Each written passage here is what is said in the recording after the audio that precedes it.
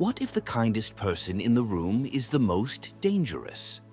What if the smile that puts you at ease is actually the most calculated move in a power game you don't even realize you're playing? This isn't paranoia. It's a truth Machiavelli would argue is as old as civilization itself.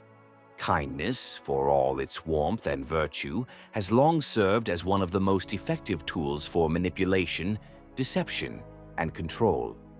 And no one understood this better than Niccolò Machiavelli. In a world obsessed with appearances, Machiavelli cut through the illusions. In his controversial masterpiece, The Prince, he didn't merely advocate for cruelty or ruthlessness. He dissected human nature with surgical precision. He saw kindness not as a weakness, but as a weapon that, when wielded with strategic intent, could disarm enemies, sway crowds, and solidify power with minimal resistance. The manipulative nature of kindness is not a theory. It's a pattern we can trace through history. Consider Julius Caesar, a man celebrated for his charm, his public generosity, and his calculated mercy. When he forgave his enemies after civil wars, it wasn't purely out of goodwill. It was a move, a strategic effort to build loyalty, appear invincible, and avoid further conflict while tightening his grip on Rome. Yet even Caesar miscalculated. His assassins were not random enemies, but the very people he had forgiven. His kindness, though tactically sound, masked the ambition that terrified the Senate. It gave him influence, but not immunity. Centuries later, we see similar patterns. Consider Abraham Lincoln, known as one of the most morally upright and kind-hearted presidents in American history. But Lincoln, too, understood the power of kindness as a political tool. His empathy toward the South post-Civil War wasn't naivety, it was strategic. He aimed to heal a broken nation not through domination, but through a display of moral strength. That kindness disarmed critics and cultivated a legacy of unity, an immortal form of soft power. Or look at Mother Teresa, often idolized as the embodiment of selfless compassion. Yet behind her saintly image was a woman of immense political and organizational savvy. She forged alliances with powerful figures, received controversial donations, and wielded her image to expand influence globally. Was she kind? Certainly. But her kindness also opened doors that cold ambition never could. The truth Machiavelli saw, and that history proves, is this: kindness is not always selfless. Often it's a strategic veil, one that hides ambition, influences hearts, and turns people into willing participants of someone else's plan. Why is kindness so effective as a form of manipulation? Because it plays directly into the most vulnerable part of the human psyche, the need to be valued, accepted, and safe. When someone extends kindness, we let our guard down. We associate it with trustworthiness. We're less likely to question motives, less likely to scrutinize actions. In politics, this becomes a powerful advantage. Franklin D. Roosevelt, during the Great Depression and World War II, understood this well. His famous fireside chats weren't just a kind gesture to reassure a panicked public. They were a carefully crafted communication strategy. The tone of a friendly uncle, the warmth of reassurance, the illusion of intimacy, all meticulously engineered to stabilize trust and maintain social order. FDR wasn't manipulating out of cruelty, he was manipulating to govern. And he succeeded not by brute force, but by wielding the gentle sword of kindness. Even in corporate culture today, the smiling CEO with the open-door policy isn't always the benevolent force they seem to be. They may genuinely care, but they also know that when employees feel seen, heard, and valued, they are more loyal, more productive, and less resistant to company goals. Emotional intelligence, often framed as moral goodness, becomes a mechanism of influence, a calculated form of leadership. Machiavelli would have admired this. He wrote, "Everyone sees what you appear to be. Few experience what you really are." This quote encapsulates the brutal truth behind performative kindness. Leaders, he believed, must appear virtuous, even when they are not. Kindness becomes a mask, a necessary costume worn by those who seek power without being feared. And here's where the brilliance of Machiavelli's thought lies. He didn't condemn kindness. He merely exposed it. He showed that appearances matter more than intentions, and that the wise ruler is one who knows how to use kindness when it serves him, and discard it when it no longer does. Let's take a step back and look at how this plays out in everyday relationships. Think of a manipulative friend or partner. The kind one, the one who always remembers your birthday, offers to help, compliments you generously. But over time, you realize their kindness isn't unconditional. It comes with expectations. You owe them your time, your loyalty, your silence. Their kindness becomes a cage, a subtle form of control. This is not rare. This is human nature dressed in politeness, and Machiavelli dared to call it out. He believed people are, at their core, self-interested. And if that's true, then even our kindest acts often carry the scent of self-preservation or self-promotion. Altruism becomes a currency. The more we give, the more we expect in return, whether it's love, admiration, status, or influence. Kindness, consciously or not, becomes a tool for getting what we want. In the political realm, this manifests as what some call benevolent manipulation. Democratic leaders in liberal societies often adopt a posture of kindness not because it is always right, but because it is effective. It's easier to control a population that feels respected than one that feels dominated. Thus, kindness becomes policy. It becomes a public relations strategy, a national narrative. Think of modern politicians hugging children, rescuing pets, or shedding tears at memorials. These acts may be genuine, but they are also tactics. They shape public perception. They reduce criticism. They build myths. And once again, we return to Machiavelli's fundamental assertion. It is not necessary to be good, but to appear good. The manipulative nature of kindness is not just in its use, it's in its appearance. The power doesn't lie in being kind, it lies in seeming kind, even while acting out of self-interest. This is not to say kindness is evil, far from it. But kindness, like any tool, is neutral. It becomes manipulative when wielded with hidden intent, and it becomes dangerous when those on the receiving end mistake it for pure benevolence. In today's hyper-connected world, where optics often outweigh substance, this manipulation is more potent than ever. Social media influencers build entire empires on curated kindness, carefully edited acts of generosity, moral virtue, and emotional openness. They build trust with audiences not through evidence of goodness, but through the performance of it. And once that trust is secured, it becomes monetized. Endorsements, products, influence. Machiavelli's ghost would nod in approval. Now we must ask ourselves, how much of the kindness we witness is real?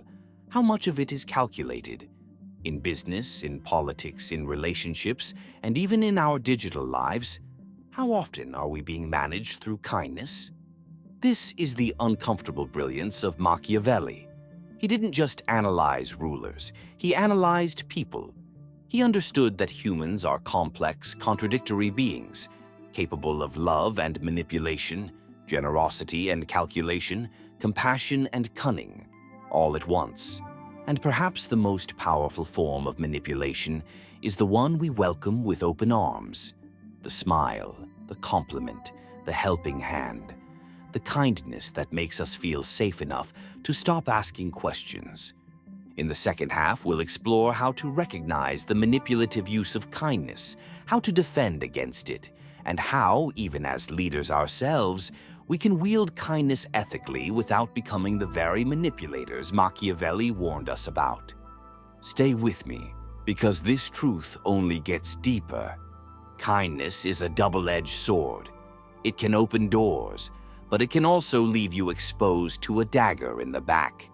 And this is where Machiavelli's brutal truth slices deeper. In a world where perception is power, kindness without cunning is a liability. He doesn't condemn kindness entirely. He simply warns us. When your goodness is not strategic, it is dangerous. Let's look at history's graveyard of the kind-hearted. Take Tsar Nicholas II of Russia, a gentle family man known to be warm and affectionate with his children, hesitant to use brutal force against his people. But it was precisely that softness, that indecisiveness, that earned him no fear, no loyalty, only contempt. When the revolution came, his own army turned against him. His kindness made him appear weak in a country boiling over with anger. He misjudged the time for mercy, and it cost him everything, including his life and the lives of his entire family. Contrast this with Peter the Great, also a Russian ruler, but one who embraced a more ruthless model of leadership. He modernized Russia, broke the backs of the nobility, and used both reform and terror to build an empire. He wasn't loved by all, but he was feared, and his legacy shaped a nation. Machiavelli understood that humans don't respond to pure virtue, they respond to strength. And if strength is wrapped in kindness, it must be intentional. Otherwise, it will be exploited. Let's bring this to the present. In the world of business, kindness is often marketed, but rarely pure. CEOs don't issue compassionate statements without PR teams. Influencers preach positivity, but curate every word to generate engagement. Corporations talk about mental health, but run their employees into the ground behind closed doors. Why? Because kindness sells. Kindness manipulates. It disarms criticism and buys goodwill. And in the shadows of that kindness, profit flows.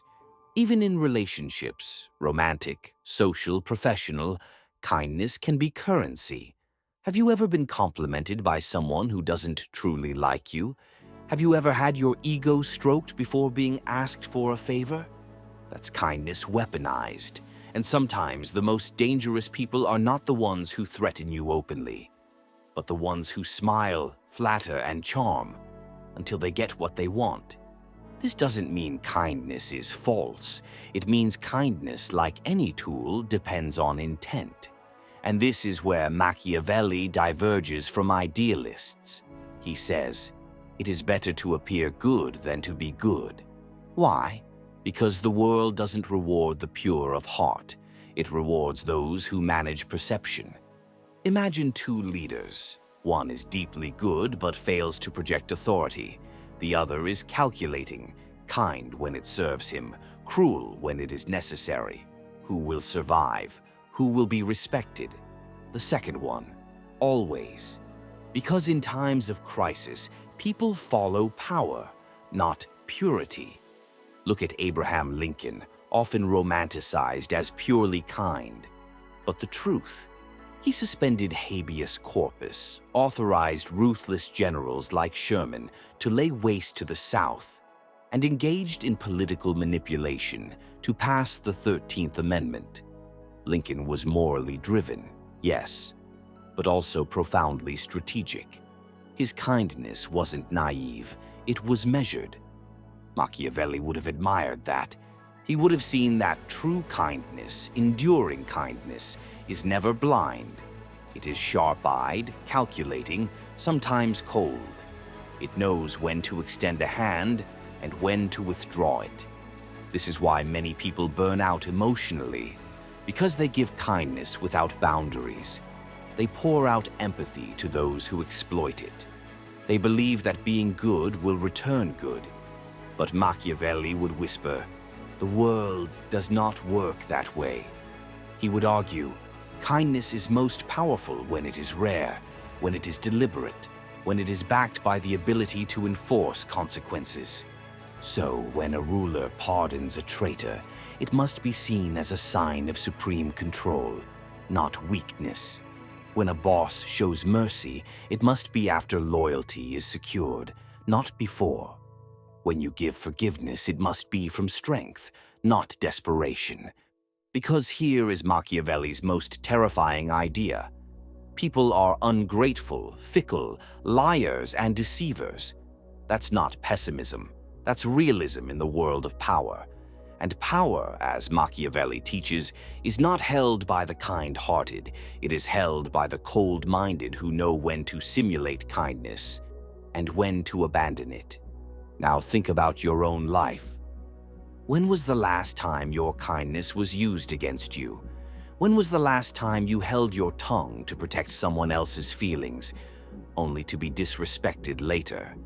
When did you let something slide, hoping it would earn trust, only to be ignored? That's the manipulative nature of unguarded kindness. It erodes your credibility. But now, flip the script. When was the last time you were firm, clear in your expectations, maybe even stern? And what was the result? Respect. Results. Stability. Machiavelli isn't telling you to become a villain. He's saying, be kind only when it serves the greater strategy. Be feared not because you are cruel, but because people know your kindness is a choice, not a weakness. This is the middle way that modern leaders, parents, friends, even creators must find, because we live in a world where kindness is currency. But like all currency, its value drops when you give it away too freely. Machiavelli would urge you, control your kindness. Deploy it like a weapon.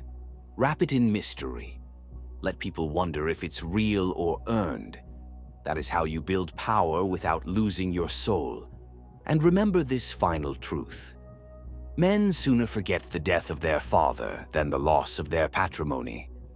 Niccolò, Machiavelli. People forget your suffering. They forget your sacrifice, but they never forget what you let them take without consequence. So be kind, yes, but only when it counts. Only when it leaves an impression, and only when you're strong enough to take it away.